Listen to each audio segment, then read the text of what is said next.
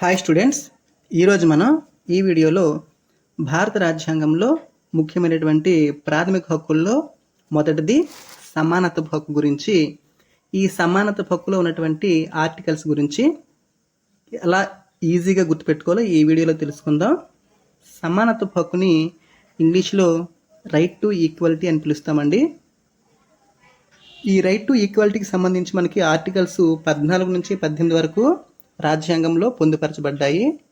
వాటిని సులభంగా ఎలా గుర్తుపెట్టుకోవాలో ఇప్పుడు ఈ వీడియోలో మనం తెలుసుకుందాం. ఇక్కడ చూడండి, మానవ శరీరాన్ని ఉపయోగించి ఈ ఆర్టికల్స్ అన్నిటి కూడా మనం గుర్తుపెట్టుకోవచ్చు. మనం బాటమ్ టు టాప్కి వెళ్దాము. చూడండి, కింద 2 కాళ్ళు ఉంటాయి కదా, ఈ 2 కాళ్ళు కూడా అందరికీ సమానంగా ఉంటాయి. దీన్ని ఆధారంగా చేసుకొని మనము ఆర్టికల్ 14కి చట్టం ముందు అందరూ సమానులే అని మనం గుర్తుపెట్టుకోవచ్చు. 2 కాళ్ళు అందరికీ సమానంగా ఉంటాయి, అందరికీ సమానం. ఏంటి సమానం అంటే చట్టం ముందు అందరూ సమానం అని మనము ఈ ఆర్టికల్ ద్వారా గుర్తుపెట్టుకోవచ్చు అనమాట. ఆర్టికల్ 14 చట్టం ముందు అందరూ సమానులే అని మనకి చెప్తుంది.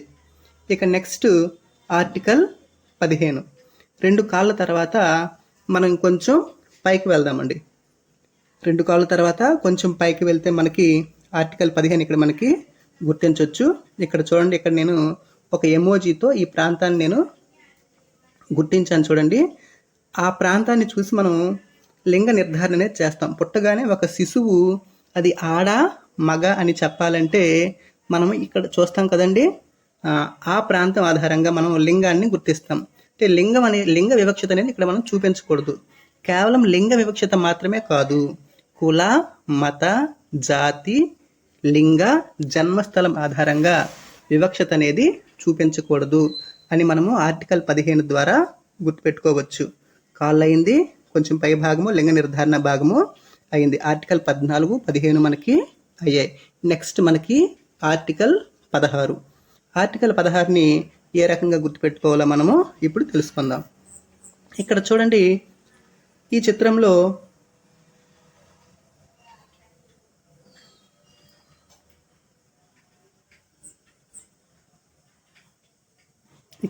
ఈ చిత్రంలో మనకి నేను ఒక సింబల్ చూపించాను చూసారా, పొట్ట. ఈ పొట్టని కడుపు అంటాం కదండి. ఈ కడుపు నిండాలంటే మనం ఏం చేస్తామండి? ఆహారం తినాలి. మరి ఆహారం రావాలంటే ఏదైనా పని చేసుకోవాలి, అంటే ఉద్యోగం చేసుకోవాలి. ఉద్యోగం చేస్తేనే మనకి కడుపు అనేది నిండుతుంది. దీన్ని ఆధారంగా చేసుకొని మనము ఆర్టికల్ 16ని గుర్తుపెట్టుకోవచ్చు. ప్రభుత్వ ఉద్యోగాల్లో అందరికీ సమాన అవకాశాలు కల్పించాలి. ఆర్టికల్ 16 ఏం చెప్తుందంటే ప్రభుత్వ ఉద్యోగాల్లో అందరికీ సమాన అవకాశాలు కల్పించాలి. ఆర్టికల్ 14 కాళ్ళు చెప్పుకున్నాము. ఆర్టికల్ 15 లింగ నిర్ధారణ భాగము, కొంచెం పైకి ఆర్టికల్ 16 పొట్ట. ఇప్పుడు ఆర్టికల్ 17 ఎలా గుర్తుపెట్టుకోవాలో చూద్దాం. ఇక్కడ చూడండి, 2 వ్యక్తులు ఉన్నారు. చేతులు ఏం చేస్తున్నారు? ఒకరికొకరు కూడా షేక్ హ్యాండ్ చేసుకుంటున్నారు, అంటే ముట్టుకుంటున్నారు, టచ్ చేసుకుంటున్నారు అనమాట. చేతులతో మనం ఏం చేస్తాం? టచ్ చేస్తాం అనమాట. టచ్కి ఆపోజిట్ వర్డ్ అన్టచ్. ఇక్కడ అన్టచబిలిటీ గుర్తుపెట్టుకుందాం. అన్టచబిలిటీని తెలుగులో అంటరానితనం అంటారండి. దీని ఆధారంగా మనము అస్పృశ్యత, అంటరానితనం, నిషేధము. ఇక్కడ మనం చేతులను బేస్ చేసుకొని ఏం గుర్తుపెట్టుకుంటామంటే అన్టచబిలిటీ, అస్పృశ్యత, అంటరానితనం, నిషేధం అని గుర్తుపెట్టుకోవచ్చు ఆర్టికల్ 17ని. ఇక ఆర్టికల్ 18. ఇక్కడ చూడండి, ఒక రాజు చిత్రం మనకు కనిపిస్తుంది కదా. ఈ రాజుకి తలపైన కిరీటం ఉంది. రాజు తన సభలోకి ప్రవేశించేటప్పుడు చుట్టూ ఉన్నటువంటి అతని సైన్యము, పరివారం అంతా కూడా అతన్ని ఆహ్వానం పలుకుతుంది కదా. రాజాధిరాజ, రాజమార్తాండ, రాజగంభీర, మూరురాయరగండ, త్రిసముద్రాధీశ్వర వంటి బిరుదులతోని రాజుని ఆహ్వానిస్తాం కదండి. ఇక్కడ ఈ కిరీటం ఆధారంగా మనము బిరుదుల్ని గుర్తుపెట్టుకోవాలి. అంటే బిరుదుల్ని నిషేధించాలి. ఒకప్పుడైతే బిరుదులు ఉండేవి, ఇప్పుడు ఏ వ్యక్తిని కూడా బిరుదులతో మనము పిలవకూడదు అనమాట. ఈ ఆర్టికల్ 18 ఆధారంగా తలపైన ఉన్నటువంటి కిరీటం ఆధారంగా మనము బిరుదుల్ని రద్దు చేయడం అనేది ఈ ఆర్టికల్ 18లో ఉంటుందని మనము గుర్తుపెట్టుకోవాలి.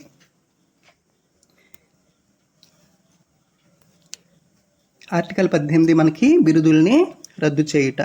ఇప్పుడు అన్ని ఆర్టికల్స్ ఒకసారి చూద్దామండి ఈ చిత్రంలోన. ఫస్ట్ కాళ్ళు అనేది మనకి ఆర్టికల్ 14 చెప్తుంది. ఆర్టికల్ 14 చట్టం దృష్టిలో అందరూ సమానులే, చట్టం ముందు అందరూ సమానులే అని మనం గుర్తుపెట్టుకోవచ్చు. నెక్స్ట్ ఆర్టికల్ 15 లింగ నిర్ధారణ భాగము. దీన్ని ఆధారంగా చేసుకొని మనము లింగ వివక్షత అనేది చూపించకూడదు. కుల, మత, జాతి, లింగ, జన్మస్థలం ఆధారంగా వివక్షత అనేది నిషేధము. నెక్స్ట్ మనకి ఆర్టికల్ 16 పొట్ట. ఈ పొట్ట ఆధారంగా మనం ఏం చెప్తామంటే, పొట్ట నిండాలంటే ఉద్యోగం చేయాలి కదా, మనం ఉద్యోగం గుర్తుపెట్టుకున్నాం. ఇక్కడ ఉద్యోగాల్లో అందరికీ కూడాను సమాన అవకాశాలు కల్పించాలి. నెక్స్ట్ మనకి ఆర్టికల్ 17 చేతుల దగ్గరికి వెళ్దాము. చేతులతో మనం టచ్ చేస్తాము. ఇక్కడ మనము అన్టచబిలిటీ అని గుర్తుపెట్టుకోవాలి. అన్టచబిలిటీ అంటే అంటరానితనము, అస్పృశ్యత, అంటరానితనం నిషేధం అని మనము ఆర్టికల్ 17ని గుర్తుపెట్టుకోవాలి. నెక్స్ట్ తలపైన ఉన్నటువంటి కిరీటము. ఈ కిరీటం ఆధారంగా మనము ఆర్టికల్ 18ని గుర్తుపెట్టుకుంటాము. ఆర్టికల్ 18 ఏం చెప్తుందంటే మనకి బిరుదుల్ని నిషేధించాలి అని చెప్తుందన్నమాట. ఈ రకంగా మనము మానవ శరీరాన్ని ఉపయోగించి సమానత్వ హక్కుకు సంబంధించినటువంటి ఆర్టికల్ 14 నుంచి 18 వరకు ఆర్టికల్స్ని మనం గుర్తుపెట్టుకోవచ్చు. ఈ వీడియో కనుక మీకు నచ్చినట్టయితే వీడియోను లైక్ చేయండి. మా శిక్షణ ఛానల్ని సబ్స్క్రైబ్ చేసుకోండి. Thank you.